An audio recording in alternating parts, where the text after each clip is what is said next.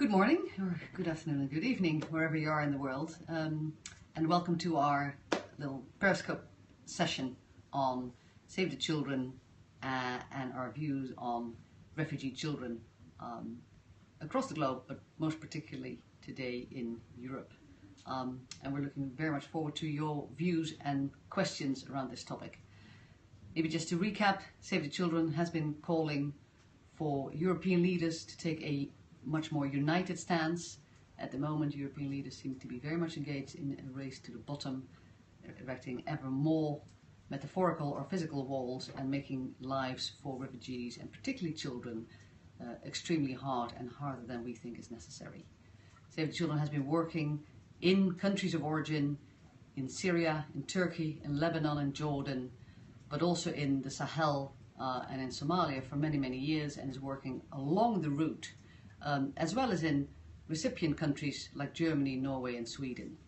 And we are seeing up close and personal what this incredibly dangerous journey does to children and how it affects their lives. So we're calling on European leaders to take responsibility and really step up their response to these issues, as well as continuing and stepping up the aid that we're giving to the countries of origin, which is where we are also we're working in many areas for children alongside on health, education and protection issues. So that as a quick intro, and we're now looking very much forward to your suggestions, ideas, opinions and questions. Yeah, great. First, if we can talk about where the biggest risks are to children. Risks to children when talking about migration and fleeing a country torn apart by war comes in many forms, and women and children are quite often then at the most vulnerable. 50% of all of the people coming into Europe or that are a portion of the number of refugees. Risks come in many forms. Children miss out on education, quite often not just during the journey, but then for many years. And that's time that they won't get back. And they literally start at a disadvantage from a very young age. There are clearly the obvious dangers along the route of these perilous journeys, physical dangers, the risk of losing their families and parents along the way. A large amount of the children we see coming across are actually unaccompanied minors. We estimate that there are tens of thousands of these children currently, and even that is hard to measure at this moment. And we see children under 12 coming across seas and crossing borders completely on their own, and quite often even caring for younger siblings. So losing families and relatives, missing out on education, and the obvious sort of health and physical dangers that children are at risk of. I think it's also good to mention that there are a number of people that will be seeking to exploit the most vulnerable groups during these journeys. So we have traffickers, people smugglers along the route trying to commercialize very vulnerable groups, which in and of itself is... Save the Children doing to help? We're doing lots of things, and we also think we're still not doing enough. So we are also internally, galvanizing ourselves and making sure that we're even still in a better place to do more, and we're influencing governments not only in Europe but also in other countries to do more. We are working, as I said, for many years we've been working in the countries of origin, inside Syria, along the border where most of the refugees are actually ending up. A lot of the refugees are ending up in Lebanon, Turkey and Jordan, where they are either living in camps, but quite often more of them are actually living in host communities based in Lebanon and Jordan. And we often forget that whilst Europe thinks it had a large number of refugees coming to its borders, about 1 million last year, coming into a continent that has 500 million inhabitants, Lebanon and Jordan have received many, many more refugees relative to the size of the population. So if you can imagine what that does to an existing infrastructure in those countries in terms of education and healthcare and protection.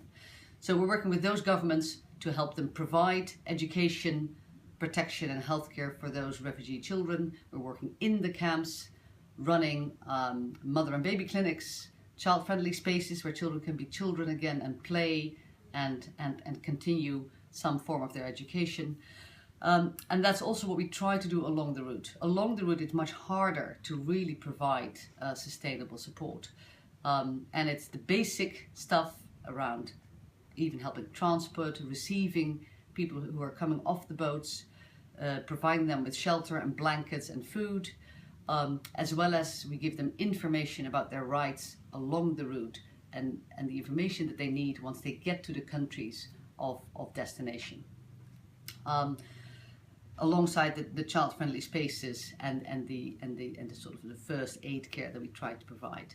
In the countries of destination, so countries like Germany, Norway, Sweden, etc., we're actually helping very actively governments to be prepared to receive these refugees in a much better manner. Because although the infrastructure in those countries clearly is very good, also these countries are struggling to really get prepared for the influx and the large volumes of children. So we're working with governments there and civil society partners to train volunteers and government officials to receive children. We give them child safeguarding training. We help them run refugee centers in the beginning, and more generally trying to help the social protection services in those countries to be prepared for where these children have come from and the amount of trauma that they've envisaged over the past number of years. If there's any questions? Are there any other questions or ideas about what organizations like ours could do more for children? We had a suggestion that you do a backflip. So instead, we would suggest then that the audience tries to flip on their opinions of what they think and what we can do more for refugees.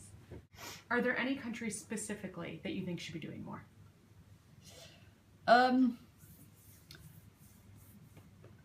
I think we in Europe we tend to be fairly focused on what's happening in Europe, and I think we tend to underestimate how much actually is done by governments in Jordan and Lebanon, for instance, as well as Turkey. And I think the extent to which they are coping with the enormous volume of refugees coming across their borders, I think quite often goes unreported or underreported. I think countries in Europe could do a lot more.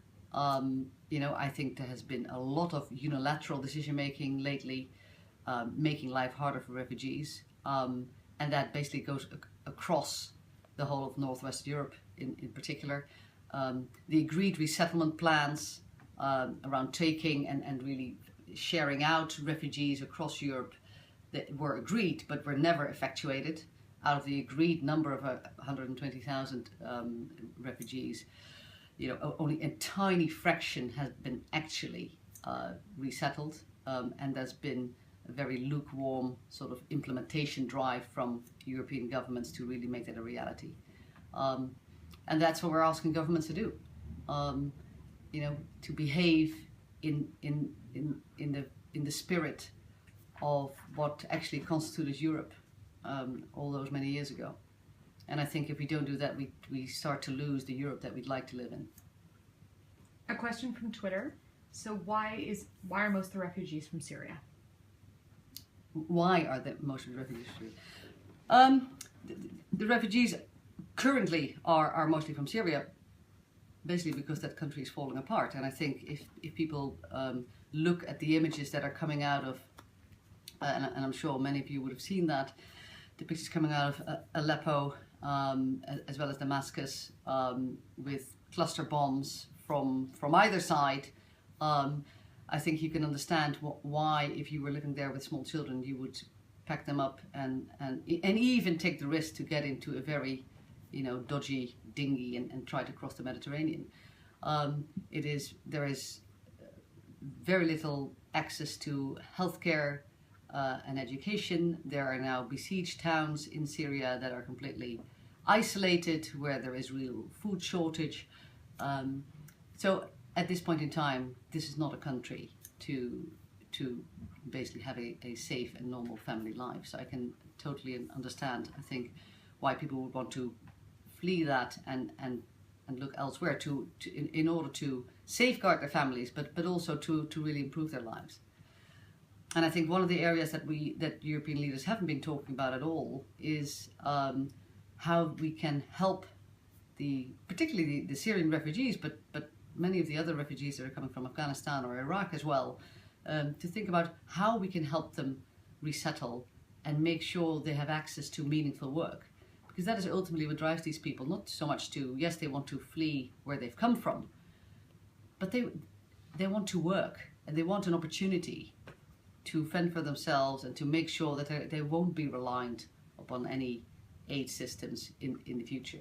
And that is something, that economic development part of the solution is something that I haven't seen a lot of engaging discussion about. Great, thank you. Aside from big geopolitical solutions, what can we do to improve lives and safety on a day-to-day basis in our work? This is from Save the Children. All right. I think a lot of the things that we're doing today are doing that on a day-to-day basis, where that is providing shelter and food and blankets literally at the point of where people get off a boat on a shore. I think it makes a huge difference. I think helping people understand how the migration system works in Europe and pointing out their rights and the things they need to think about is massively helpful as well. And it would, and it helps people to be better prepared and empowered to really take their lives into their own hands. I think calling out for political solutions will always be important, and something that Save the Children and other organizations are doing and should continue to do. But I think it's also the practical stuff that we're doing around training people, helping governments understand what they can do to receive children in their host communities, helping them make their education and healthcare systems more resilient, provide extra capacity in the short term and if required for a longer term, to be better prepared. Because I think when recipient countries, even when they receive large volumes of refugees, and that doesn't go well and they're not prepared, I think it makes it harder for governments to make sure that they keep on mobilizing the goodwill of the recipient countries. So I think we can do a lot, not just along the route and in camps, but more particularly in the countries of destination. Through Twitter, at Helen Gray IBCLC, suggested that we need to have great resources and campaigning for safe infant feeding and refugees within different programs. Which is a great suggestion. Absolutely. In addition, we've had a few comments of what do we do about changing opinions and discrimination against immigrants. Yeah, so I would be interested in your views as well. And as I just said, I think helping changing opinions, mobilizing people and the general public, particularly at countries of destination, whether that is Germany or Sweden or the Netherlands or the UK, I think is part of what we do. And we do that through speaking out publicly. We do it through organizing events. We do it through our presence at more political fora, and trying to influence political leaders to take, to be that advocate, particularly for refugee children. So it's not just done through us directly, but it's also trying to get others to speak out on behalf of refugee children. So that's one way of doing it. And I think but we need to continue that and do more of it. I think it's fair to say that, particularly over the last couple of months, I've personally been shocked to see the level of, unilateralism coming out of the European Union, and countries not very willing to engage in thinking about the greater good and about the rights children in particular, and very concerned about their short-term political issues. And I think that's a shame, and I think that's a responsibility that European leaders have to take, but it's also a responsibility that organizations like Save the Children have to take.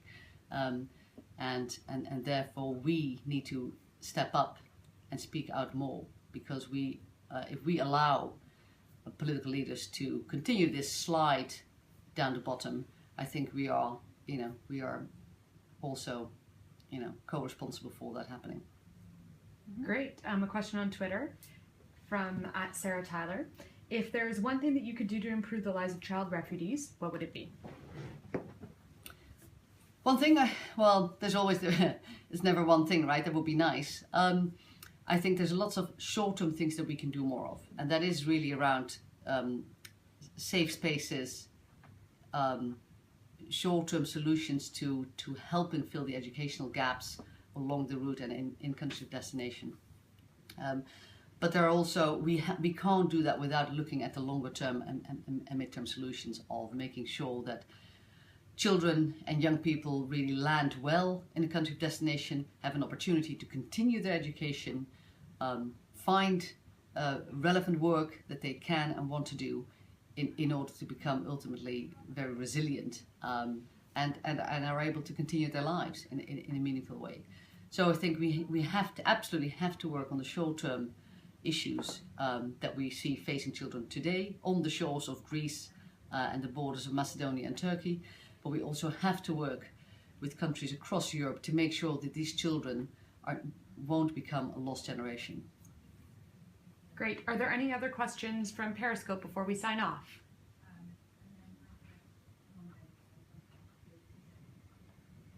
Don't think so? No, don't think so. Okay. All right, thank you very much.